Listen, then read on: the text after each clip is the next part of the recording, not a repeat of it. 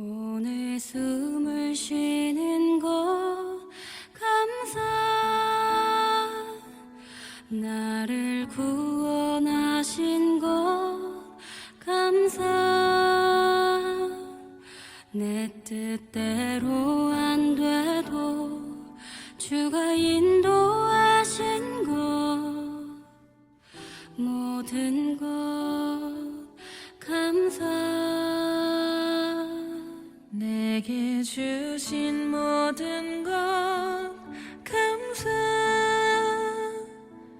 때론 가져가심도 감사,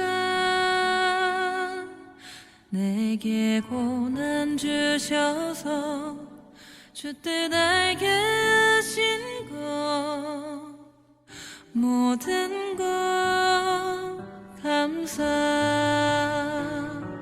주님 감사해요, 주님 감사해요, 내가 여기까지 온 것도 은혜입니다.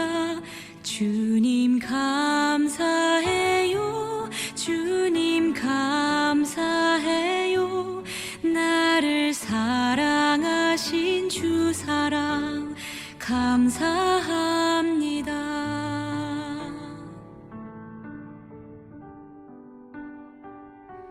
항상 주 안에 있음 감사, 참된 소망 주심도 감사, 나 같은 사람도 자녀 삼아 주신 것 모든 것 감사.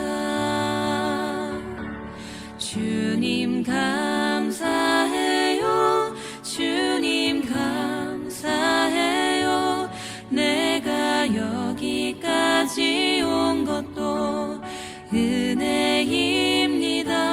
주님 감사해요, 주님 감사해요, 나를 사랑하신 주 사랑 감사합니다.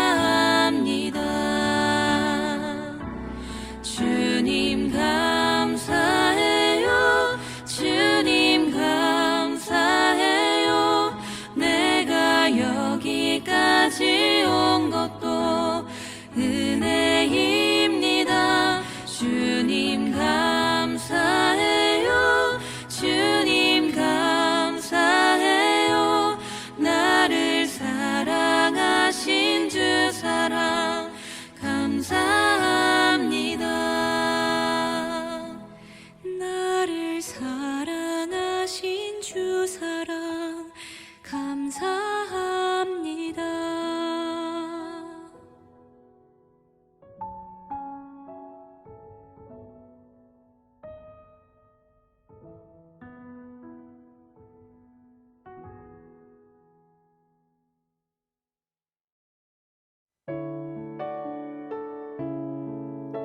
에베소서 5장. 그러므로 사랑을 받는 자녀같이 너희는 하나님을 본받는 자가 되고 그리스도께서 너희를 사랑하신 것 같이 너희도 사랑 가운데서 행하라. 그는 우리를 위하여 자신을 버리사 향기로운 제물과 희생 제물로 하나님께 드리셨느니라. 음행과 온갖 더러운 것과 탐욕은 너희 중에서 그 이름조차도 부르지 말라. 이는 성도에게 마땅한 바니라. 누추함과 어리석은 말이나 희롱의 말이 마땅치 아니하니 오히려 감사하는 말을 하라.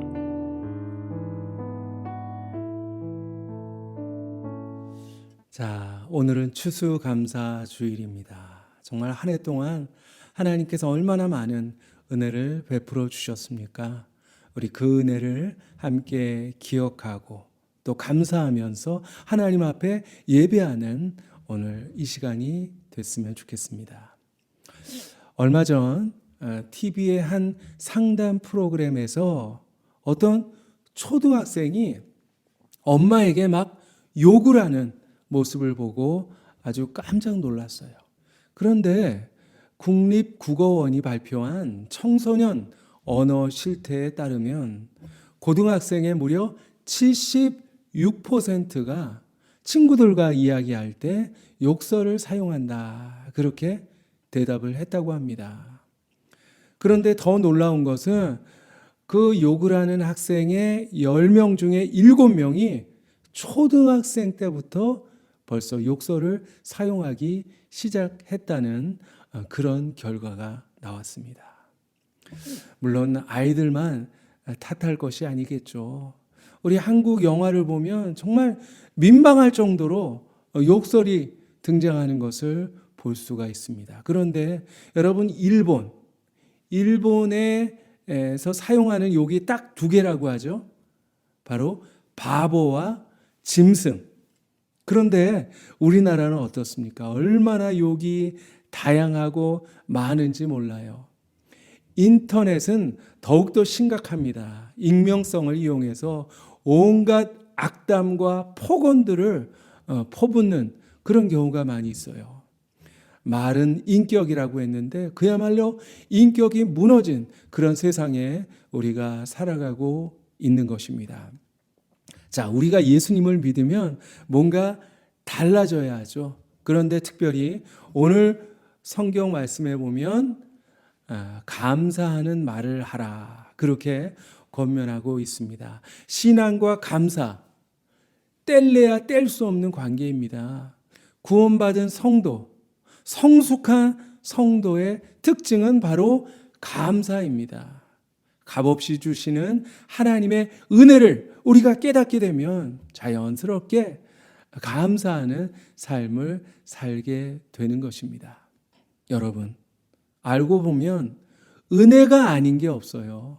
정말 모든 것이 하나님께서 우리에게 베풀어 주신 은혜입니다. 어떤 사람이 한 마을을 정해서 사람들에게 실험을 한 가지 했어요. 그 실험은 매일 $10를 나눠주는 그런 실험이었다고 합니다.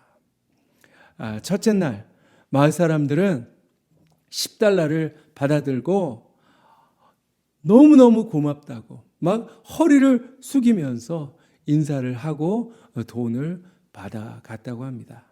그런데 이제 하루 이틀 지나가자 사람들은 집 앞에 나와서 돈을 나눠주는 사람을 기다렸다고 하죠.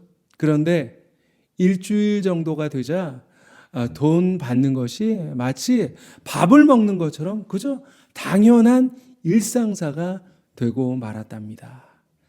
드디어 시험 기간이 끝나고 돈을 안 나눠주자 사람들은 막 따졌다고 합니다. 우리 돈 어디 있어? 빨리 내놓으시오. 바로 이것이 우리의 모습인 것 같습니다. 내게 있는 모든 것을 그저 당연한 것으로 생각하는 것이죠. 나의 생명, 나의 건강, 그리고 내 자녀, 내 가정, 그리고 섬기는 교회와 교우들, 그리고 내게 있는 재물과 재능, 이 모든 것을 그저 당연하게만 생각합니다. 그런데 우리가 은혜 받게 되면 지금까지 당연하게 여겼던 것들이 당연하지 않다고 하는 사실을 깨닫게 되는 것입니다. 정말 작은 것, 사소한 것 하나에도 감격하게 되는 것이죠. 그래서 감사가 충만한 삶을 살 수 있게 되는 것입니다. 그러기 위해서는 우선 자신이 누구인지 분명히 알아야 합니다. 오늘 1절 말씀에 그러므로 사랑을 받는 자녀같이 너희는 하나님을 본받는 자가 되라, 그렇게 말씀하고 있습니다. 여러분, 우리는 누구입니까? 하나님의 자녀입니다. 자녀도 그냥 자녀가 아니에요. 사랑받는 자녀. 우리가 주님의 자녀라는 사실을 깨닫게 되면 절대로 함부로 살 수가 없습니다. 막 살 수가 없어요. 가끔 정치인들이 말이나 행동을 실수해서 곤욕을 치르는 그런 모습을 볼 수가 있는데요. 그만큼 다른 사람에게 영향을 끼치는 공인이기 때문에 그들은 더욱더 조심해야 되는 것이죠. 하물며 우리 그리스도인들은 더욱더 우리의 언어 생활에 유의해야 되는 것입니다. 왜냐하면 우리는 하나님의 자녀이기 때문이죠. 우리는 하나님의 자녀로서 어떤 삶을 살아가야 할까요? 하나님을 본받는 삶, 예수 그리스도를 닮아가는 삶을 살아야 합니다. 그런데 하나님을 본받는 삶이 과연 무엇일까요? 오늘 2절 말씀에 이렇게 설명하고 있습니다. 그리스도께서 너희를 사랑하신 것 같이 너희도 사랑 가운데서 행하라. 자, 성경에 하나님은 뭐라고 했죠? 하나님은 사랑이시니라. 그러므로 사랑에 하나님을 믿는 자들, 사랑을 행하면서 사는 것이, 그것이 바로 하나님의 자녀다운 삶인 것입니다. 자, 그런데 어떻게 사랑하라고 말씀하고 있습니까? 그리스도께서 우리를 사랑하신 것 같이 사랑하라 하셨습니다. 주님께서 우리를 어떻게 사랑하셨나요? 우리를 위해서 하늘 영광을 버리셨고 이 땅에 낮아지셨고 그리고 우리를 위해서 기꺼이 십자가에 달리셨습니다. 한마디로 말해서 사랑은 기꺼이 희생하는 것, 기꺼이 섬기는 것입니다.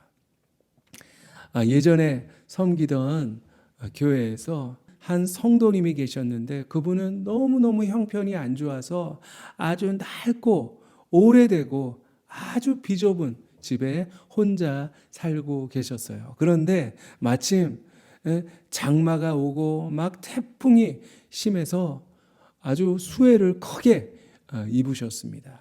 그래서 막 집에 비가 새고 바람이 불어도 막 기둥이 흔들리고 불안해서 잠을 이룰 수 없을 정도였습니다. 그런데 그 사실을 어떤 교우님이 전해 들었어요.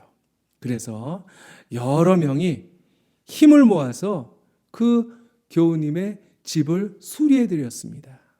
십시일반 비용도 모으고 그리고 낡은 판자를 다 걷어내고 시멘트를 바르고 그리고 벽도 도배를 하고 청소하고 어떤 분은 그분에게 직장까지 구해주셨습니다. 그래서 아주 집을 깨끗하게 수리하고 예배를 드리면서 기쁨과 감사의 눈물을 흘렸던 적이 있습니다. 여러분, 우리는 보통 사람이 아니에요. 바로 하나님의 사랑받는 자녀라는 사실을 기억하세요. 우리를 위해서 기꺼이 당신의 모든 것을 희생하신 우리 예수님의 그 사랑을 본받아 이웃을 섬기고 이웃을 사랑하며 살아가는 그런 아름다운 믿음의 성도가 되시기를 바랍니다. 여러분, 어른은 어른다워야 되고요. 그리고 아이는 아이다워야 합니다. 선생님은 선생님다워야 하고 그리고 학생은 또 학생다워야 하죠. 마찬가지로 성도는 성도다워야 합니다. 과연 성도다운 삶 무엇일까요? 자, 오늘 3절과 4절 말씀에 이렇게 설명해 주고 있어요. 우선 3절에 보면 첫째로 음행과 온갖 더러운 것과 탐욕은 그 이름조차 부르지 말라. 이것이 성도에게 마땅한 바이니라. 그렇습니다. 성도는 우선 음란과 어울리지 않는다. 아예 생각지도 말아라. 그렇게 말씀하십니다. 하나님은 거룩한 분이십니다. 그 거룩한 하나님을 믿는 성도들이 음란한 삶을 사는 것, 이것은 말이 안 됩니다. 4절 말씀에 또 한 가지를 언급하고 있는데요. 성도에게 어울리지 않는 삶, 무엇일까요? 그 말씀을 현대어 성경으로 우리가 찾아보니까 이렇게 말씀하고 있습니다. 여러분에게 어울리지 않는 추잡하고 난잡한 말이나 저속한 농담을 입에 담지 마십시오. 그렇습니다. 하나님의 사람들은 말하는 것을 조심해야 한다는 것입니다. 새 황금문이라는 글이 있는데요. 그 내용을 보면 이렇습니다. 말하기 전에 새 황금문을 지나게 하라. 다 좁은 문들이다. 첫째 문은 그것이 참말이냐. 둘째 물은 그것이 꼭 필요한 말이냐. 셋째 물은 가장 좁은 문인데 그것은 친절한 말이냐. 그 세 문을 지나왔거든 비로소 말을 하라. 그렇습니다. 우리 그리스도인들은 거기에 한 가지를 더 붙여야 하는데요. 과연 이 말이 성도로서 합당한 말인가? 라는 질문입니다. 그런데 오늘 본문에 보면 성도로서 가장 합당한 말, 가장 어울리는 말을 우리에게 제시해 주고 있습니다. 자, 어떤 말일까요? 오히려 감사하는 말을 하라. 그렇게 말씀하고 있어요. 그냥 감사하는 마음만 가지면 되지. 왜 감사의 말을 하라고 하셨을까요? 자, 그것은 우리 말이 우리의 마음을 강화하기 때문입니다. 자, 누구를 보고 우리가 미워하면 정말 미워져요. 혹은 누군가를 보고 짜증나 하면 정말 짜증이 납니다. 반대로 그 사람에게 사랑해, 감사해, 행복해 하면 정말 우리 마음이 그런 마음이 될 수가 있는 것입니다. 민수기 14장에 하나님께서 너희 말이 내 귀에 들린 대로 내가 이루어 주겠다. 그렇게 말씀하셨어요. 우리가 불평의 말을 하다 보면 우리의 삶은 불평의 삶이 되는 거예요. 그리고 우리 입에서 저주의 말을 하게 되면 저주의 삶을 살게 되는 거예요. 하지만 반대로 감사의 말을 우리가 자꾸 하다 보면 나도 모르게 우리의 삶이 감사와 축복으로 넘쳐나는 아주 행복한 삶이 된다고 하는 것입니다. 여러분, 감사는 축복을 끌어당기는 힘이 있어요. 자, 우리는 감사를 고백해야 됩니다. 감사를 표현해야 돼요. 왜? 그만큼 우리가 감사하고 우리가 고백한 만큼 더 행복해지기 때문입니다. 또 한 가지 놀라운 사실은 감사의 말이 우리의 삶을 능력 있게 만들어 준다는 사실입니다. 자, 예수님이 행하신 기적 가운데 최고의 기적이 무엇일까요? 아마도 오병이어 사건이 아닐까 합니다. 그런데 그 사건은 감사의 기적이었어요. 예수님께서 오병이어 정말 하찮은 것을 받아드시고 하나님께 감사를 드리셨습니다. 그런데 그 감사가 놀라운 기적을 가져오게 되었던 것입니다. 자, 그런데 오늘 말씀해 보면 감사의 말을 하라 하셨는데 그 앞에 한 단어가 더 붙어 있어요. 오히려 감사의 말을 하라. 왜 여기 오히려라는 말이 붙었을까요? 무슨 좋은 일, 무슨 특별한 일이 생길 때만 감사해야지 라고 마음을 갖는다면 절대로 감사의 삶, 축복의 삶을 살 수가 없을 것입니다. 감사하기 힘든 것부터 오히려 그럼에도 불구하고 감사해야 한다고 하는 것이죠. 특별히 성경은 특별한 일에 감사해라 하지 않으셨어요. 무슨 일에 감사하라? 범사에 감사하라. 그리고 에베소서 5장 말씀에도 범사에 우리 주 예수 그리스도의 이름으로 항상 아버지께 감사하라. 자, 범사는 어떤 일입니까? 평범한 일, 아무렇지도 않은 일, 대수롭지 않은 일, 그냥 쉽게 흘려버릴 수 있는 일이에요. 그런데 그런 일일수록 오히려 감사해야 된다는 말씀입니다. 우리가 사소한 일에 감사하다 보면 하나님께서 더 좋은 것으로, 더 놀라운 것으로 우리의 삶을 채워주실 것입니다. 자, 그런데 여러분, 감사는 절대로 저절로 되지 않는다는 사실을 우리가 알아야 합니다. 우리의 성품이 여전히 죄에 물들어 있기 때문에 감사보다 원망이 나오고 불평이 나오고 저주가 나올 때가 많아요.